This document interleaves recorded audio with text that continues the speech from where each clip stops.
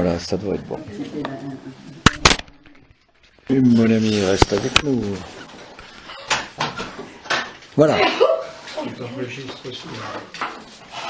Aujourd'hui, je prends un grand risque, celui de parler de la souffrance.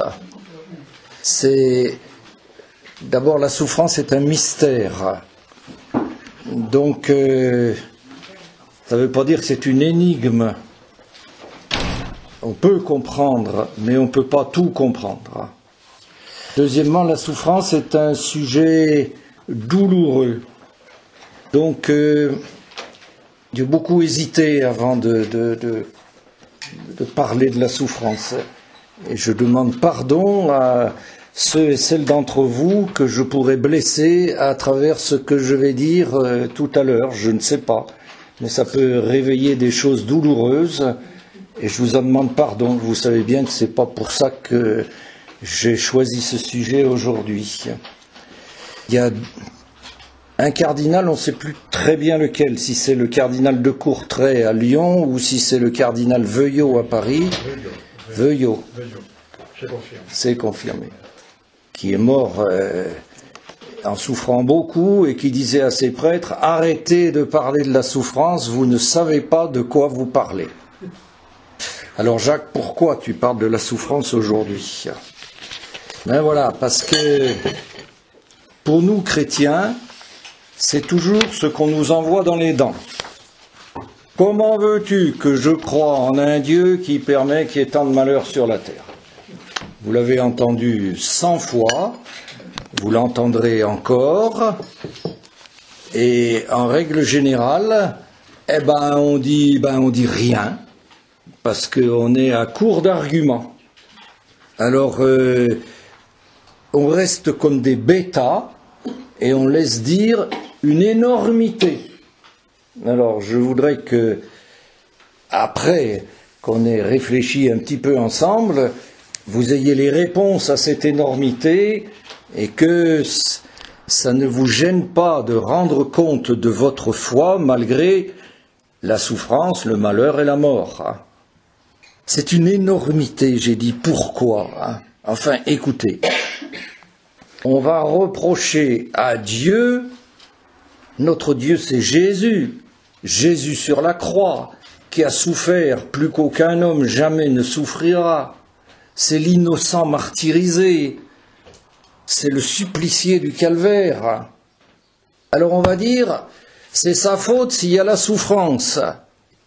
Il n'est pas l'auteur de la souffrance, il en est la victime.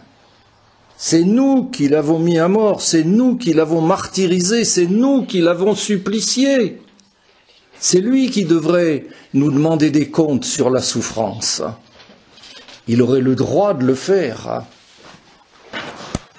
Donc le premier point qu'il faut bien se mettre dans la tête, c'est que Dieu est innocent du mal qu'on lui reproche. Dieu est innocent du mal qu'on lui reproche. Le mal qui est dans le monde, il est dans un monde que Dieu n'a pas fait. C'est pas le monde que Dieu a voulu. Au paradis terrestre, l'homme, il était infiniment heureux. Ça baignait. Il n'y avait ni mal ni souffrance. Le monde de la souffrance et du malheur, le monde des larmes et des supplices, c'est le monde que nous avons fait. C'est le monde des hommes. Dieu n'est pour rien dans ce monde-là. Et je pense que quelque part, son cœur en est infiniment blessé. Dieu est innocent du mal. Le monde de larmes et de sang dans lequel nous vivons, c'est le monde que nous faisons. Et vous savez bien que si chacun de nous vivait comme le bon Dieu souhaite que nous vivions, le monde serait un paradis. Le monde serait un paradis. La seule souffrance qui resterait, c'est la mort. Mais après tout, la mort, c'est le passage vers un mieux. Souvenez-vous de la petite Thérèse de l'Enfant Jésus. Je ne meurs pas, j'entre dans la vie avec un grand V, la vraie vie, la vie en plénitude, la joie, le bonheur sans fin. Alors, C'est le cardinal 23 qui disait aux évêques qui se réunissaient à Lourdes il y a 5 ou 6 ans, nous devons affronter toutes les difficultés que nous connaissons dans la certitude que l'objectif de Dieu, c'est le bonheur de l'homme. Voilà, Dieu, le bon Dieu n'a pas fait la mort, le bon Dieu n'a pas fait la souffrance. C'est la sagesse, chapitre 2, verset 24, c'est par la jalousie du diable que la mort et la souffrance sont entrées dans le monde. Sagesse 2, 24, c'est pas moi qui le dis. La jalousie du diable, c'est le péché originel. Vous reconnaissez bien ça. C'est facile à comprendre. Dieu qui est bon ne peut créer que du bon. Dieu, c'est l'infiniment bon. Et c'est pour ça qu'il y a le purgatoire. Quand nous rentrerons en Dieu, il faut que nous ayons été purgés d'abord de tous les résidus de mal qu'il y aura encore en nous après notre mort. Dieu est bon, il est infiniment bon, il ne peut créer que du bon. Il est innocent du mal, de la souffrance et de la mort. Il faudra réécouter ça, vous l'aurez sur un papier. Il faut que vous en soyez bien persuadés pour pouvoir le dire avec autorité. Il y en a marre qu'on nous balance dans les gencives des choses absurdes. Absurdes. Alors, j'ai dit que la souffrance était un mystère. Oui, parce que Jésus est venu. C'est l'homme des souffrances. Il n'est pas venu supprimer la souffrance, puisqu'il en est mort. Il n'est pas venu nous l'expliquer. On n'en sait pas plus après qu'avant. Mais ce qui a changé entre l'avant Jésus et l'après Jésus, c'est que maintenant, Jésus est venu remplir de sa présence la souffrance. Dans toute souffrance de l'homme, aujourd'hui, il y a Jésus qui souffre avec. C'est beau ça. C'est pas sur mon papier. Donc je le répète, parce que c'est le Seigneur qui me l'inspire. Dans toute souffrance de l'homme désormais, il y a Jésus qui souffre avec. C'est tellement vrai que, aussi, et c'est la deuxième idée que je développe, Dieu est toujours dans le camp de ceux qui souffrent. C'est le pape Jean-Paul II qui l'a écrit ça. Notre Dieu n'est pas indifférent à la souffrance humaine. On dit, ouais, s'il y avait un Dieu, il ne laisserait pas faire des choses comme ça. Attends. Dieu, c'est pas un gars qui est là-haut, qui nous regarde souffrir et qui s'en fout. Non. Dieu est toujours dans le camp de ceux qui souffrent. La preuve, donc là, je cite le pape Jean-Paul II,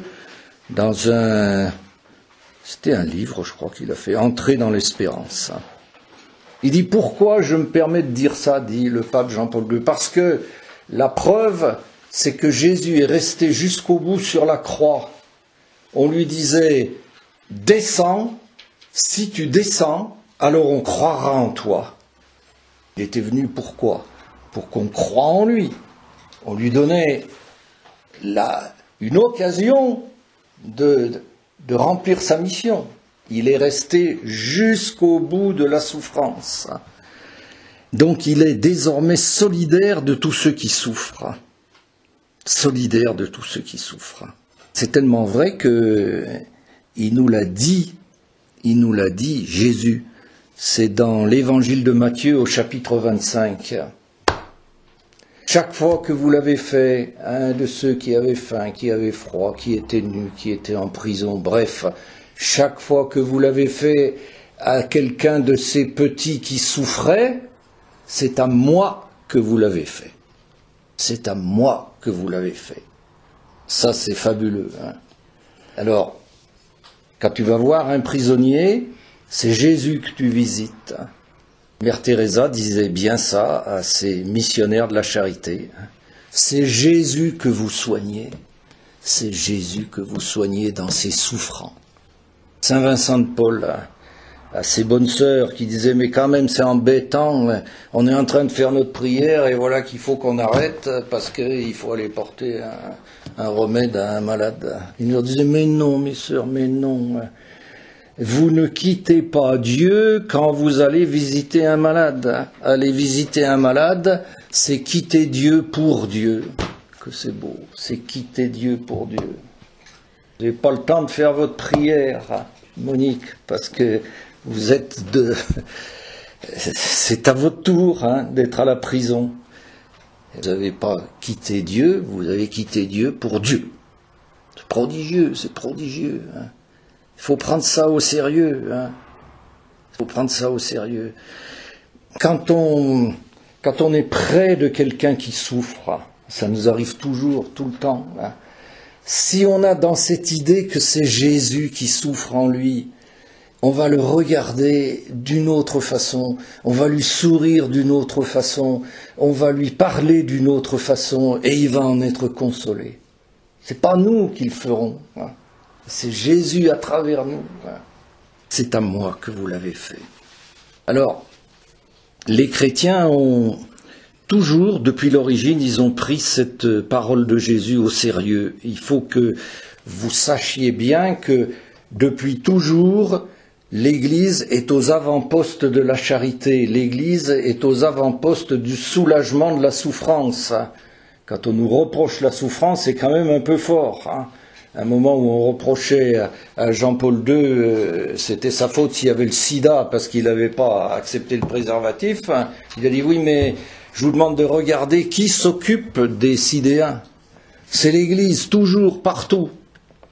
Le premier hôpital qui a été créé au monde, c'était au IVe siècle à Césarée par un immense saint Basile. Et il avait fait plus qu'un hôpital, il avait fait une espèce de cité de la souffrance. Et ça s'appelait la Basiliade, IVe siècle. Il n'y avait jamais eu ça avant. On ne s'intéressait pas aux malades et à ceux qui souffraient. Saint Basile, évêque de Césarée, la Basiliade. Au Moyen-Âge, les premiers hôpitaux qui ont été créés par l'Église, et on les appelait des hôtels Dieu. On recevait Dieu, on soignait Dieu par les malades, l'hôtel Dieu, et on faisait la quête pour financer ça, et on demandait aux gens la part Dieu. Voilà, la part de Dieu.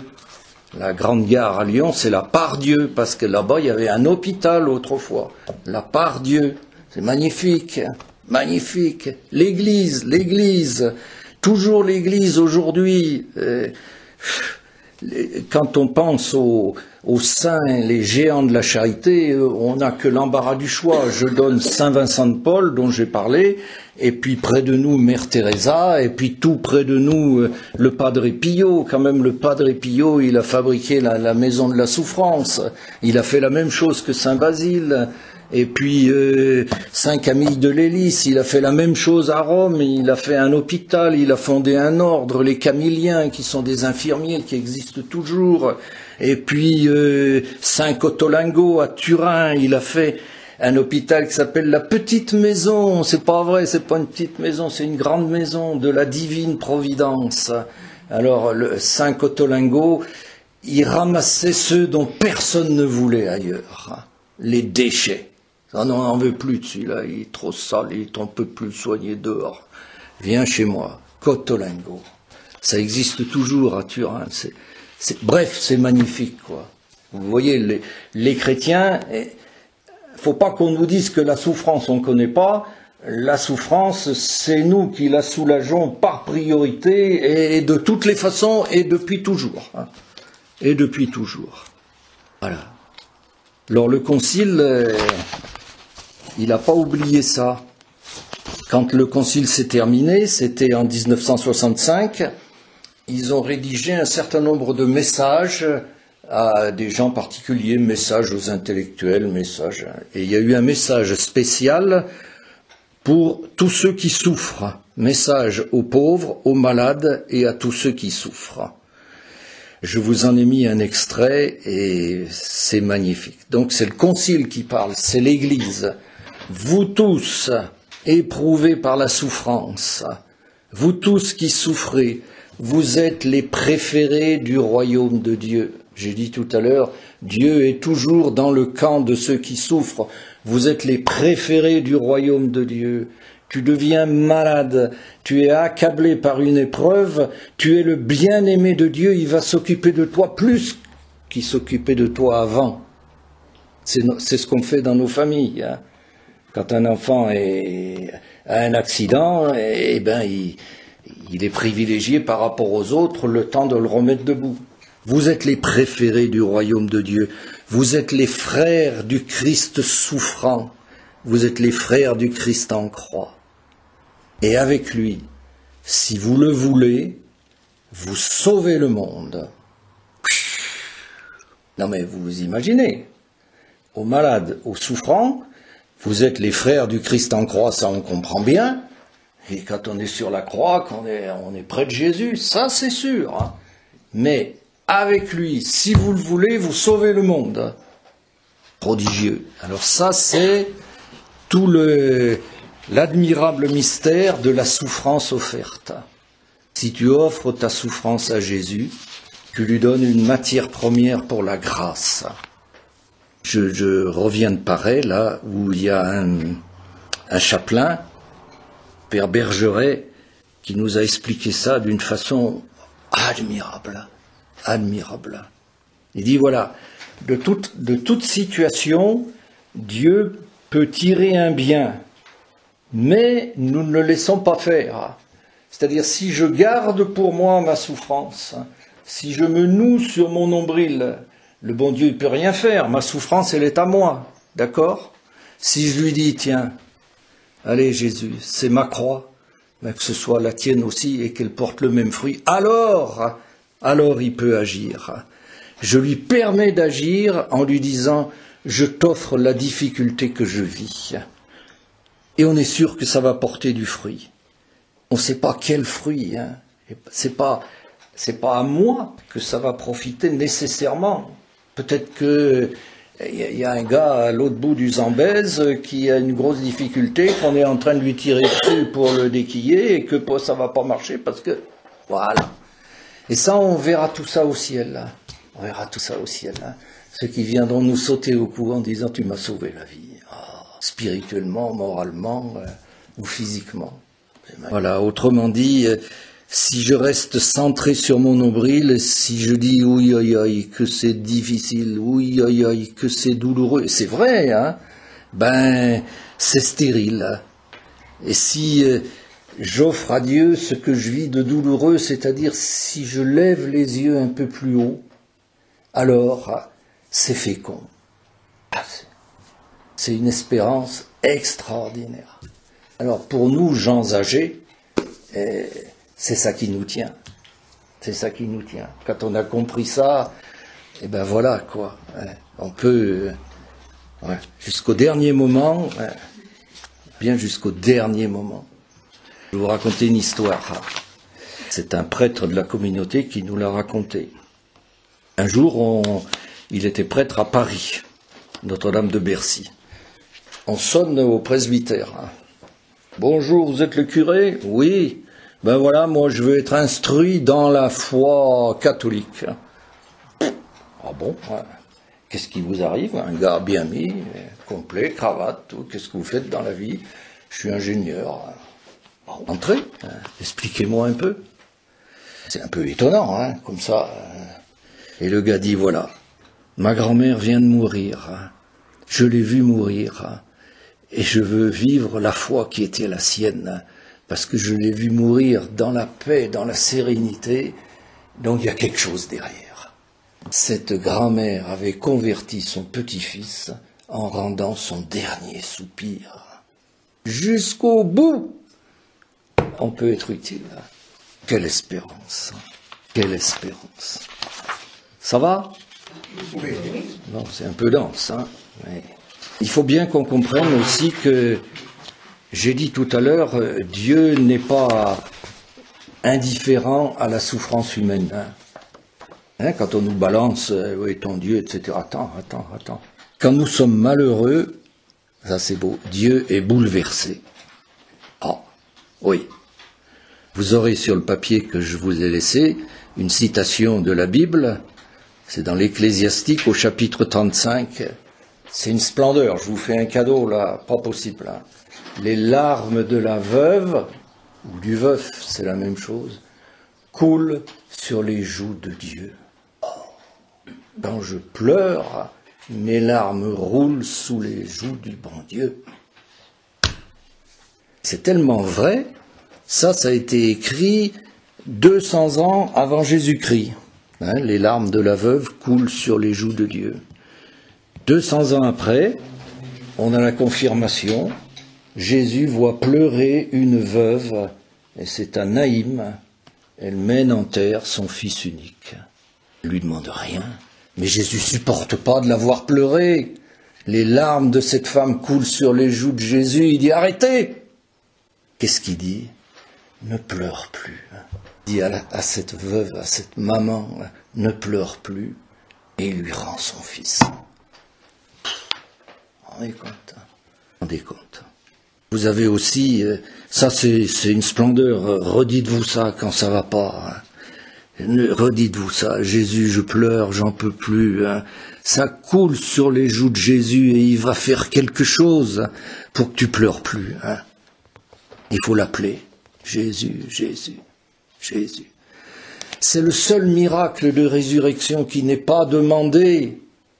Le papa de la petite fillette de Jaïr, il est venu demander à Jésus. Hein. La maman, elle n'a rien demandé. Elle a simplement pleuré.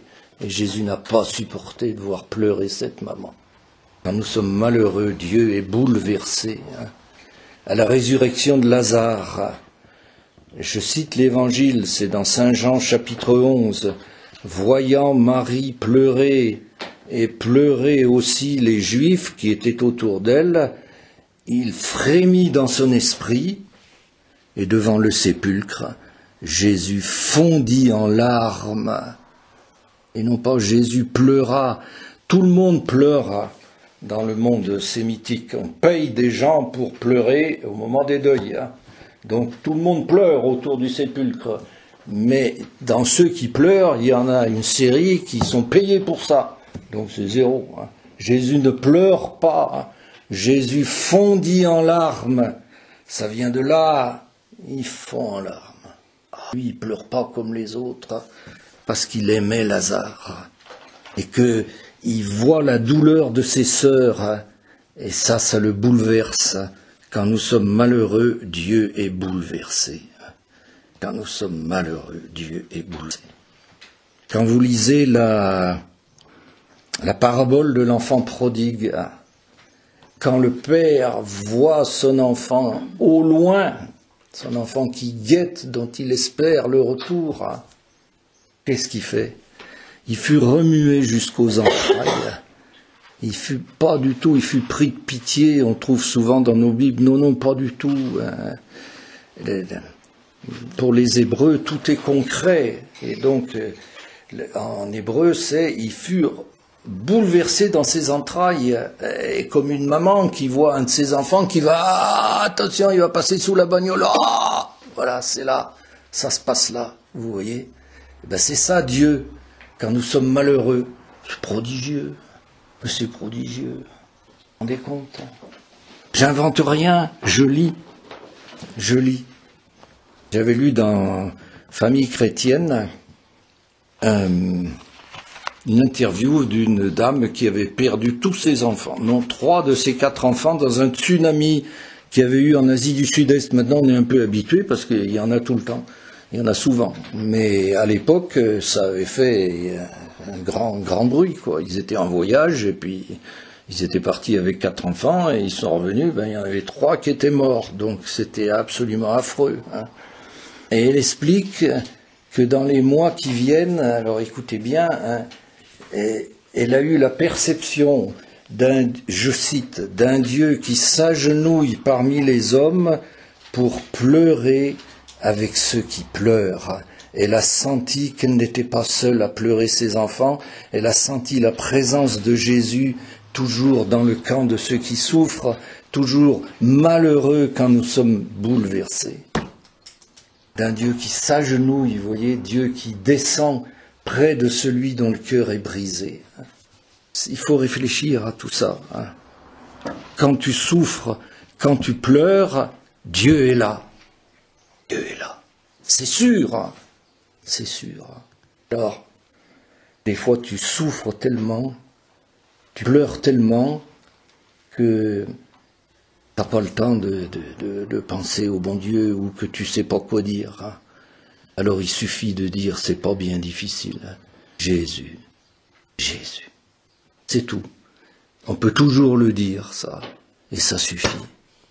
Et nous, qui sommes bien portants, physiquement, moralement, on est en face de quelqu'un qui est écrasé par une grande douleur. Il faut dire pour lui, ce Jésus qui ne dira pas lui, parce qu'il n'est pas croyant d'abord, parce qu'il est trop écrasé ensuite, Jésus, Jésus. Jésus fera le reste. Pas difficile. Il y a un psaume qui dit, ce que je viens de développer un peu, le Seigneur est proche de celui dont le cœur est blessé. Et nous ne le savons pas assez. Le Seigneur est proche de celui dont le cœur est blessé. Alors, parce qu'il nous aime, parce qu'il ne supporte pas que nous souffrions trop, alors il vient nous consoler. J'ai trouvé dans Isaïe, mon Dieu que c'est beau, comme celui que sa maman console, ainsi moi je vous consolerai. Alors attention, vous voyez, il n'a pas dit quand ça ira mal je vous consolerai, il a dit écoutez bien, comme une maman console son enfant. Il n'a pas dit le papa, il n'est pas fou, il s'y connaît le bon Dieu. C'est la maman qui console d'abord, et mieux, la maman. Comme une maman console son enfant, et le verbe en grec, c'est console son enfant en le caressant, le prend près de, voilà, vous voyez, met sur son cœur et elle le caresse. Voilà, c'est ça. Moi, ainsi, je vous consolerai. Pas moi aussi, je vous consolerai, non. C'est ainsi que je vous consolerai. Dieu est à la fois papa et maman. Il n'y a pas de sexe en Dieu. Il est l'un et l'autre ensemble. Dans le magnifique tableau du fils prodigue, il y a les deux mains du père sur l'enfant qui revient. Il y en a une qui est costaud, c'est la main du père, et il y en a une qui est voilà, toute gracile, et c'est la main de la maman. Il est à la fois père et mère, comme celui que sa maman console en le caressant. Ainsi, moi, je vous consolerai. Il faut prendre ça au sérieux. Il faut le croire. C'est pas des mots, c'est pas un joli truc que Jacques fabrique. C'est la parole de Dieu. La parole de Dieu. Et alors, cette merveilleuse citation de saint Paul dans l'Épître aux Corinthiens, vous l'aurez sur le papier. Dieu est fidèle, c'est-à-dire Dieu ne nous laisse jamais tomber. Nous, on est infidèles là. Vous voyez ? Nous n'aimons pas, Dieu n'aime pas comme nous aimons. Et on a des difficultés à comprendre ça. Nous, on aime les autres tant qu'ils sont aimables. Puis quand ils ont cessé d'être aimables, oh, il m'a fait un mauvais coup, oh non, oh, ben alors, il aurait dû, il l'a pas fait, c'est pas possible qu'il ait fait ça, alors on n'aime plus. Le bon Dieu, il nous aime toujours, quoi qu'on ait fait, depuis toujours et pour toujours. Les montagnes peuvent chanceler, les collines peuvent s'écarter, mon amour jamais ne s'écartera de toi. Jamais. Donc Dieu est fidèle là. C'est pas possible qu'il vienne m'aider. Ça fait 10 ans que je suis pas allé à la messe. Et alors, mon pauvre, mon pauvre. Allons, le cœur de Dieu, c'est autre chose que ton cœur à toi. Dieu est fidèle. Il ne permettra pas que vous soyez éprouvés au-delà de vos forces. Oh, la belle parole. Faut le croire, ça. Dieu ne nous laissera pas écraser par l'épreuve. au-delà de vos forces. Il les connaît. Il les connaît, donc je peux toujours faire face. Parce que ça n'excède pas mes capacités. Au moment de l'épreuve, il vous donnera la force de la supporter. Ah oui, souvent, on voit des gens qui vivent des choses, on dit mais c'est pas possible, comment font-ils? Je ne pourrai jamais. Mais si, tu pourras, parce que le jour où ça t'arriverait, tu aurais la grâce de Dieu qui te donnerait la force de supporter. Ne juge pas avec ton jugement d'aujourd'hui. Aujourd'hui, tu n'as pas la grâce de Dieu puisqu'elle ne t'est pas nécessaire. Mais le jour où viendra l'épreuve, la grâce te sera donnée avec. Te donnera la force de la supporter. Les générations qui nous ont précédés, elles avaient compris ça, parce qu'il y a un proverbe français qui est magnifique, qui dit « À brebis tondue, Dieu mesure le vent ». C'est beau. On a enlevé la laine, alors t'es frileuse, ma petite brebis. Donc Dieu va faire que le vent souffle pas trop fort, parce que t'aurais froid. À brebis tondue, Dieu mesure le vent. C'est-à-dire que, retenez ceci, à grande épreuve, grande grâce. À petite épreuve, petite grâce. Mais toujours grâce suffisante. Plus ça deviendra difficile, plus la grâce de Dieu me sera donnée vigoureuse. Dieu est fidèle. Ça va? Dieu nous redresse quand nous n'en pouvons plus. Alors ça, c'est magnifique. Le Seigneur soutient tous ceux qui tombent, il redresse tous les accablés. C'est dans un psaume. Hein. On l'a peut-être même chanté tout à l'heure, non? Il me semble. Hein. Ouais. Et alors Jésus a dit, et c'est un joyau, vous l'aurez sur le papier, c'est dans Matthieu au chapitre 11, « Venez à moi, vous tous qui n'en pouvez plus. Venez à moi, vous tous qui n'en pouvez plus. Et moi, je referai vos forces. » Alors le verbe latin, il y a « re » dedans, « reficere ». Alors moi j'ai traduit « je referai vos forces ». Mais ça veut dire aussi je vous relèverai, je vous réparerai, je vous remettrai debout, je vous remettrai en marche, je vous ressusciterai. Eh oui, parce que si j'en peux plus, c'est peut-être que je vais passer la mort. Peut-être, il y a bien un jour où ça va arriver. Et alors ce jour-là, eh bien, il va me ressusciter. Je suis venu à lui, je n'en pouvais plus. Eh bien, il m'a pris. Il suffit de venir. Il faut venir. Il faut venir. Alors, c'est vrai ça, j'ai une très belle histoire là, très très belle. Quand on n'en peut plus, eh ben Dieu est là. C'est Martin Luther King. Martin Luther King, ça se passait, il a été prix Nobel en 1964, donc vous voyez à peu près. Hein. C'est un pasteur noir aux États-Unis, et c'est celui qui a porté le combat de la non-violence pour obtenir aux États-Unis l'égalité raciale. Alors ça démarre en Alabama, un soir.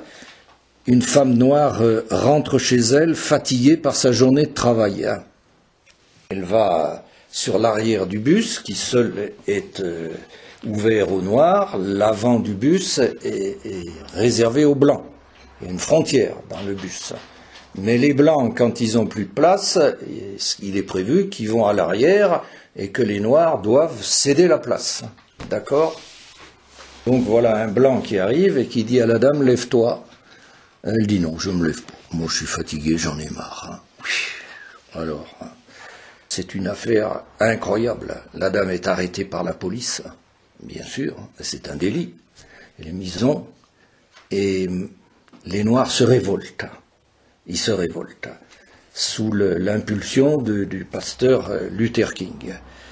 Et ils font de la non-violence. Ils font un peu ce que Gandhi a fait aux Indes. Ils disent, bon, ben, si c'est comme ça, nous, on ne prendra plus les autobus. Si on ne prend plus les bus, ils vont faire faillite, les bus. D'accord? Ça faisait du monde, les Noirs. D'accord. Alors, ils le font. Ils vont boycotter, ça va durer plus d'1 an. Ils vont boycotter pendant 382 jours jusqu'à ce qu'ils gagnent. 382 jours où ils sont allés au boulot à pied. Ils sont revenus du boulot à pied. C'est fabuleux, vous savez. Mais ils l'ont fait. Alors évidemment, le leader, Martin Luther King, il était à la tête du mouvement et ça plaisait pas du tout. Et donc, il a reçu des menaces par lettre, par téléphone. C'est pas drôle d'être menacé. Il faut s'imaginer. Vous décrochez votre téléphone et on vous dit ordure, on aura ta peau. Bon, si on vous le dit 1 fois par semaine, ça va. Si on vous le dit 10 fois par jour, il y a un problème. Si vous ouvrez votre boîte aux lettres et que vous y trouvez des excréments en disant cochon, c'est bon pour toi à manger, bon, faut s'imaginer un peu ce que c'est. Donc, petit à petit, il commence à avoir peur. Il a raison. Et alors là, je lis, c'est lui qui raconte. Un soir, il est déjà couché et il reçoit un coup de téléphone très menaçant. Écoute, négro, on en a marre de toi. Avant la semaine prochaine, tu regretteras d'être venu t'installer ici. En clair, on va te faire la peau, quoi. D'accord ? Il se lève, il va à la cuisine, il se fait une tasse de café et je lis ce qu'il dit. J'avais atteint le point de saturation. J'essayais de trouver un moyen de m'enfuir sans avoir l'air d'un lâche. Eh oui, il en a marre. Il dit, c'est pas possible, on va me trouver la peau, je me débine. Mais je suis le chef. Qu'est-ce qui va se passer si je les laisse tomber? Alors, je décidai de remettre mon problème à Dieu. C'est beau, vous tous qui n'en pouvez plus, venez à moi. Il vient à Dieu. Dans la cuisine, la tête entre les mains, je m'inclinais sur la table de la cuisine et je priais à haute voix. Ce que je dis à Dieu cette nuit-là est encore vivant dans ma mémoire. Voilà sa prière. Je me suis dressé ici pour une cause que je pense être juste, mais maintenant j'ai peur. Les gens se tournent vers moi pour être guidés, et si je vais devant eux sans force et sans courage, eux aussi vont lâcher. Je suis au bout de mes forces. Il dit, parle au bon Dieu, là. Venez à moi, vous tous qui n'en pouvez plus. Je suis au bout de mes forces, il ne me reste rien. Seul, je ne peux plus faire face. Belle prière. Pas d'issue, là. Quoi que je fasse, c'est catastrophique. Si je reste, on me tue. Si je m'en vais, si je déserte, je laisse tomber tous ceux qui se sont dressés contre l'injustice et qui vont, à leur tour, laisser tomber. Vous voyez bien le problème. À ce moment même, j'eus conscience de la présence de Dieu comme jamais auparavant. C'était comme je pouvais entendre la tranquille assurance d'une voix intérieure. Debout pour la justice, debout pour la vérité, Dieu toujours sera à tes côtés. Aussitôt mes craintes me quittèrent, mon incertitude disparut, j'étais prêt à tout affronter. Et il ajoute, la situation extérieure n'avait pas changé, mais Dieu m'avait donné le calme intérieur, m'avait rendu courage et confiance. Je sais maintenant que Dieu peut ouvrir un chemin lorsque la route fait défaut et changer les sombres aujourd'hui en demain lumineux. C'est vécu. 3 jours après, notre maison sauta. Pour le tuer, on avait fait la totale, quoi. Et pof, on va le tuer lui puis les autres. Cela peut paraître étrange, il y était plus lui, mais je reçus cette nouvelle calmement. Dieu l'avait réparé, Dieu l'avait remis debout, Dieu l'avait remis en marche. C'est une splendeur. Donc nous, ce qu'il faut garder, c'est que Dieu peut ouvrir un chemin lorsque la route fait défaut. Je suis acculé, je vois pas, il n'y a pas de solution. Attends, tu sais pas. C'est les Hébreux devant la mer Rouge. Et Dieu a ouvert la mer Rouge et ils sont passés à travers. Et c'est après qu'on chante le premier Alléluia. Le premier Alléluia, c'est là, quand ils ont traversé la mer Rouge et que les Égyptiens, eux, ils sont restés. Le grand Hallel, le grand Alléluia. On l'a chanté pendant la nuit de Pâques. Chantez au Seigneur, car il s'est couvert de gloire, cheval et cavalier, la mer les a engloutis. Chantez au Seigneur, car il s'est couvert de gloire, le Seigneur est roi, en lui je me glorifie. J'ai un autre exemple vécu, c'est « Venez à moi, vous tous qui n'en pouvez plus ». C'est une sœur de communauté qui a perdu son mari. Elle avait 39 ans, elle avait 5 enfants. D'accord ? 5 semaines après la mort de son mari. Voici ce qu'elle nous a écrit, c'est pour ça que je peux le lire. C'est écrit à ses frères et sœurs de communauté. Je m'abandonne dans les bras du Seigneur et de la Vierge Marie, et je me laisse faire. Une vraie joie intérieure habite mon cœur, me donnant la paix, la confiance et l'espérance. Impossible. Humainement, ça paraît impossible. C'est écrit, on la connaît.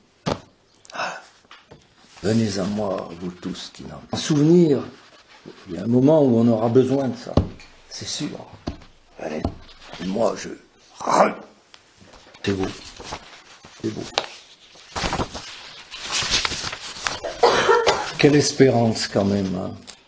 Tout ce qu'on a à faire, c'est à venir à lui, se jeter sur son cœur. Saint Pierre nous l'a dit, hein. Tous vos soucis, rejetez-les sur le Seigneur, sous-traitez au bon Dieu, car il prend soin de vous. Et reprenez un psaume, le psaume 55. Décharge ton fardeau sur le Seigneur, puisqu'il prend soin de toi. Puisqu'il prend soin de toi. Vous savez, on se dit jamais ces choses-là. Il faut de temps en temps prendre un peu de temps pour... Oui, c'est vrai, c'est bien vrai. Nous avons un recours, on n'est pas tout seul. Dieu nous aime. Chacun de nous est le bien-aimé de Dieu. Il ne le croit pas, il ne le sait pas. Il ne le sait pas. Chacun de nous est né d'un battement du cœur de Dieu. Tu es mon enfant bien-aimé. On nous l'a dit au jour de notre baptême, comme le Père l'a dit dans les eaux du Jourdain à Jésus. Celui-ci est mon enfant bien-aimé. C'est la même chose. Celui-ci est mon enfant bien-aimé. Et le bien-aimé de Dieu. Alors, tout ça, ça doit nous redonner de la confiance, quand même, dans la difficulté, dans la souffrance, dans le malheur, nous ne sommes pas seuls. Je vous ai mis une citation d'Isaïe, « N'aie pas peur, je suis avec toi. Je suis avec toi. » Hein? Pas de regard inquiet, c'est toujours la même citation. Je suis ton Dieu, vous voyez, il insiste, le bon Dieu. N'aie pas peur, puis il remet une couche. Ne t'inquiète pas, demain, mais ne t'inquiète pas. Je viens à ton secours et je te fortifie. Vous vous rendez compte, en une phrase, tout ce qui est dit? N'aie pas peur, je suis avec toi. Pas de regard inquiet, je suis ton Dieu. Retournez, tu es mon enfant bien-aimé, c'est ça que ça veut dire. Je viens à ton secours et je te fortifie. Voilà. Ça c'est vrai pour nous, mais aussi pour ceux qui nous sont chers. Hein. Tous ceux dont notre cœur saigne parce qu'on les voit traverser l'épreuve. Eh bien, on doit se dire ça, le bon Dieu est avec lui ou avec elle. Elle est son enfant bien-aimé. Je n'ai pas le droit de m'inquiéter. Il vient à son secours et lui donne la force. D'accord? Mère Teresa disait, j'ai oublié de la citer là tout à l'heure, sur vous tous les souffrances, avec Jésus, si vous le voulez, vous pouvez sauver le monde. Mère Teresa, elle a tellement bien compris ça que pour aider son œuvre des missionnaires de la charité, elle a fabriqué ce qu'on appelle les coopérateurs, qui sont tous donc des gens qui ne font rien, mais qui souffrent, qui vivent des épreuves et qui les offrent pour l'œuvre de Mère Teresa. Et alors, régulièrement, elle allait les voir. Vous voyez, c'est un peu autrefois, dans les locomotives, il y avait les gars qui mettaient le charbon. Et puis la locomotive, elle avançait. Ben, c'est un peu ça. Le coopérateur de Mère Teresa, c'est le soutier des missionnaires de la charité. Personne ne le voit. On voit la locomotive, mais il y a le soutier qui offre sa difficulté. Hein. C'est magnifique. Alors elle disait à ses coopérateurs, le chagrin, la souffrance, c'est un baiser de Jésus. Un signe que vous êtes arrivé si près de Jésus sur la croix qu'il peut vous embrasser. Soyez donc heureux lorsque Jésus s'abaisse pour nous embrasser. Voilà. Quand je suis dans l'épreuve, je suis joue contre joue avec Jésus en croix. C'est pour ça qu'il peut dire, t'inquiète pas, je suis avec toi, on est ensemble. Je te fortifie. C'est beau. Quand je traverse l'épreuve, je suis joue contre joue avec Jésus en croix. Jamais il peut être plus proche de moi. Jésus m'embrasse. Je vais prendre un petit chant. C'est lui qui vient guérir les cœurs brisés et sangler leurs blessures. Il est rend le Seigneur le Tout-Puissant, à lui la victoire. Il est bon de chanter, de louer le Seigneur, notre Dieu. Alléluia, Alléluia, Alléluia, Alléluia. C'est lui qui vient guérir les cœurs brisés et soigner leurs blessures. Il est grand le Seigneur, le Tout-Puissant, à lui la victoire. Il est bon de chanter, de louer le Seigneur, notre Dieu. Alléluia, Alléluia, Alléluia, Alléluia. On va